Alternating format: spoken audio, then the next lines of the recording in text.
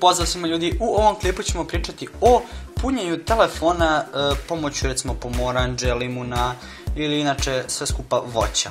Vjerovatno ako pratite YouTube scenu vidjeli ste da je trenutno to aktualno, dakle punjenje pomoću voća. I sada ćemo baš da probamo da vam pokažem da li je moguće da napunite recimo pomoću pomoranđa vaš telefon. Dakle, imamo ovdje jedan punjač i sad ja ću da probušim prvo šacigerom rupu na njemu da ne bi, nisam siguran da li ću moći da probušim pomoću punjača samo. Evo vidite ovako. I sada ću ja tu da uključim.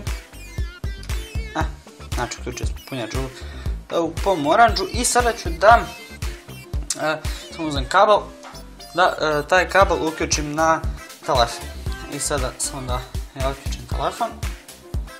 Ovdje sam instalirao jednu aplikaciju da biste vi mogli da vidite, to sve lepo.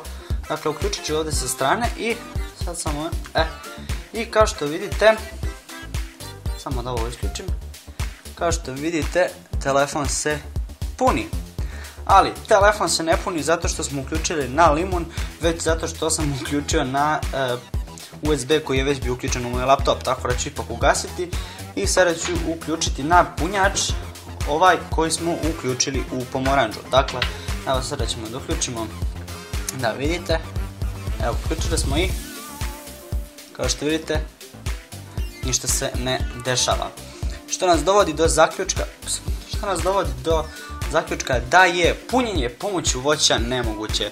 I želim u ovom klipu da vam kažem da nemojte da nastavljate na takve fore kao što vidite na YouTube-u, jer jednostavno ko iole išta zna o samim telefonima, o struji i svemu tome, znači da je nemoguće napuniti telefon pomoću voća. Dakle, mogu da razumijem neko dete od 4-5 godina da se naloži na takvu foru i takvu glupost, ali jednostavno, jer dete ne može da zna u tom uzrastu, ali vi ako ste prešli 5-6 razred, vi ste sve to učili iz fizike i hemije da je to nemoguće. Tako da to bi bilo to, ljudi moji, što se tiče ovog klipa. Nadam se da vam se svidio i da više nećete nasedati na takve fore, znači pomoću pomoranđa, limuna, jabuke da napunite telefon. Tako da, to bi bilo to. Hvala što ste pogledali ovaj klip. Nadam se da vam se svidio i da vam je bio od koristi.